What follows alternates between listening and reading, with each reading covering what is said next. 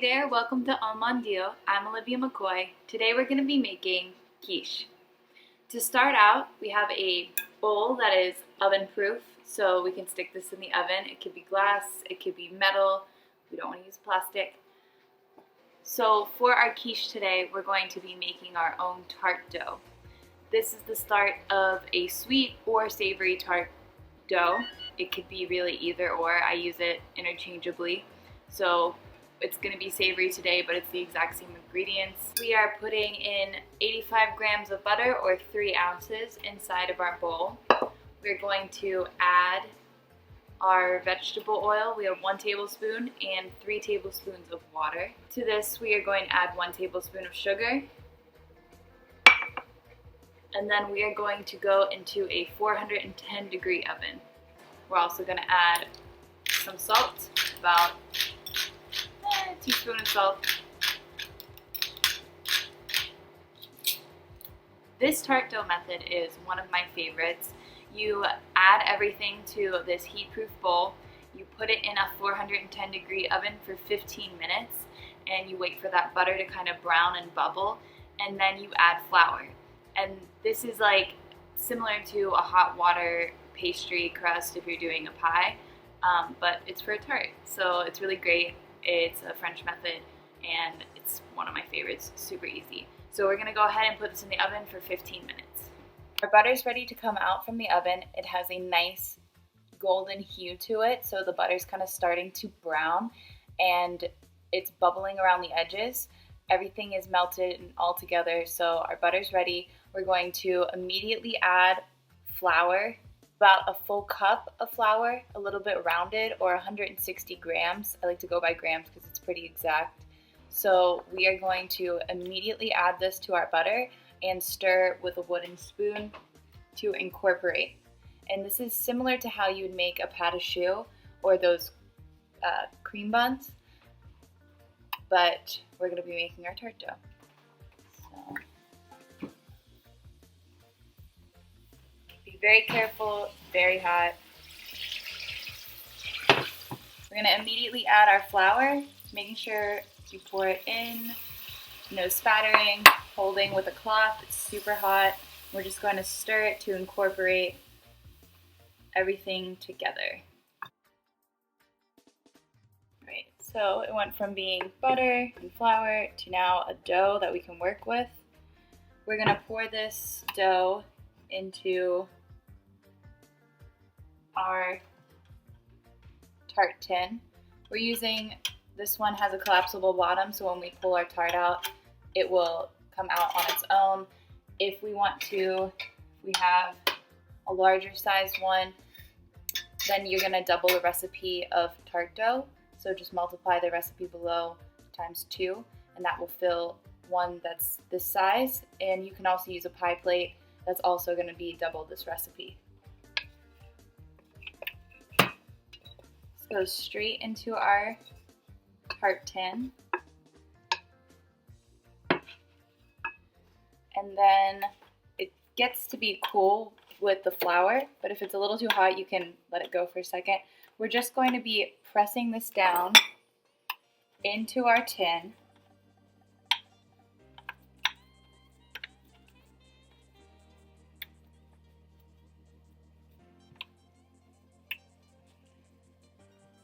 We're trying not to show any cracks, but we want it to be equally thin throughout our entire tart pan.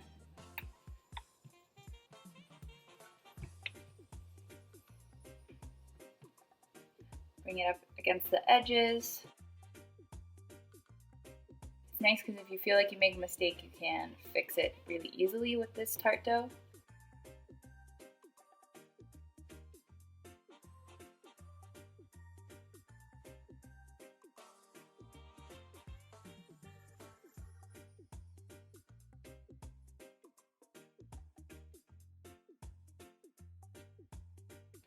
So it's all relatively even. I made sure that I pushed into the fluting on the edges of the pan so that that detail comes through when we remove our tart from the shell. Let's see. We're just going all the way up against the top. It's okay if you have a little bit of overhang because we're going to trim it before we start to blind bake. All right. Now what I'll do is I will go around my entire tart with a fork, and I'm going to be docking, which just means you're making little holes with your fork all around your tart.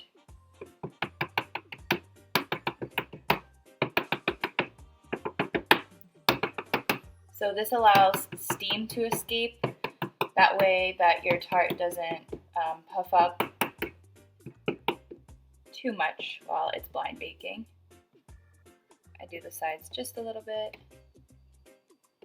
There we go. Now this is going to go into my refrigerator for at least 5 minutes just to chill out, and this will help with any like shrinkage that might happen while you bake. So 5 minutes at least in the fridge. Our tart has been chilling in the fridge for at least 5 minutes, and we're now going to cut off the edges to make sure that we have a nice uniform crust when we're finished. So I just take my knife at an angle and I cut downwards.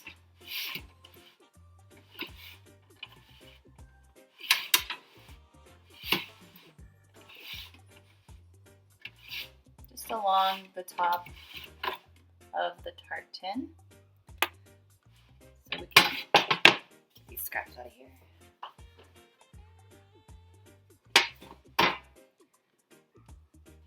And setting this on a sheet tray, it's a lot easier to pick up your pie plate or your tart tin on a sheet tray. That way, whenever you're fully finished baking it, you're not pulling it out and kind of, falling all over the place. Certainly happens. We're gonna put this inside of our 410-degree oven and let it bake for 15 minutes. If this is the blind bake, I docked it so that it wouldn't puff up too much. You can also weigh it down with beans or with those special balls that you can put in. So you would just lay down either foil or parchment, put your beans on top of the foil or parchment, and that will hold down your tart dough from puffing up. What I'm gonna do is just, if I see anything puffing, I'm going to take a wooden spoon, and with the back of the wooden spoon, I'll push down on that puffy area and release the steam. And that seems to work for me just fine. So we're gonna blind bake for 15 minutes until this is a light golden brown. Our tart shell has been blind baked. It's a little bit over in color. I probably could have checked on it a little bit sooner, but I got distracted. So just give it some eyes around 10 minutes and it should be like a light golden. This is a little bit of a dark golden, but that's all right. I'll just make sure that if the edges start to get a little bit darker, then I'm gonna cover it with foil around the edges so that I prevent the crust from getting any darker or burning. So I'm gonna fill this up with my quiche mix. This is 2 eggs, 3/4 cup of heavy cream, and then any sort of filling that you want to add. It could be roasted vegetables, it could be grilled vegetables. I had leftovers, and I'm notorious for hating leftovers, so I like to reimagine them into something different. Today's gonna be a quiche. So this is grilled summer veggies that we just had for dinner, and then I also have some of the sausage that we had for dinner. I just crisped it up a little bit with some chili oil. So I'm gonna lay down my meat first, and then I'll add my quiche batter here. I also added cheese, so I had just some Parmesan lying around, and I had some queso fresco also lying around. You could do feta, any sort of things that you have inside of your fridge, just kind of add them to the quiche batter, and it's probably gonna taste pretty yummy. Any herbs you have outside growing, you can add those in as well, or anything going bad in the fridge, again, that's what a quiche is good for. So we're gonna put our batter in.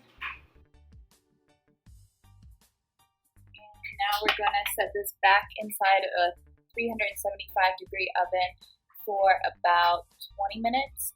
So we filled up our tart dough with our quiche batter, and we're just gonna add this cubed butter onto the top, and that just gives it a really rich quality and a nice finish.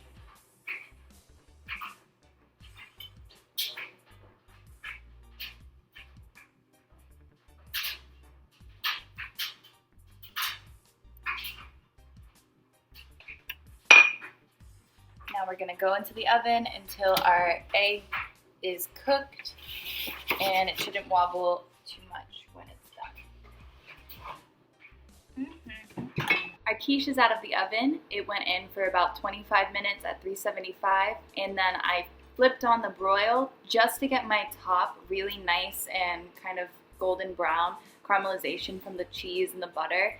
So I just broiled it maybe for less than a minute and rotated it and broiled the other side, making sure it was all even. Now we're gonna take our tart outside of our tin.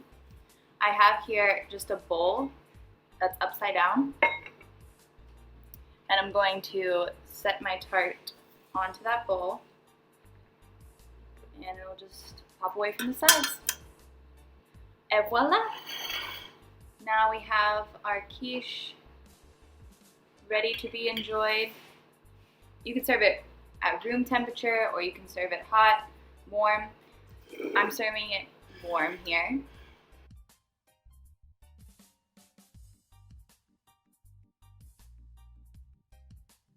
Here we are. No soggy bottoms. We blind baked, made sure of that. Try a little bit. Oh mon dieu, delicious quiche.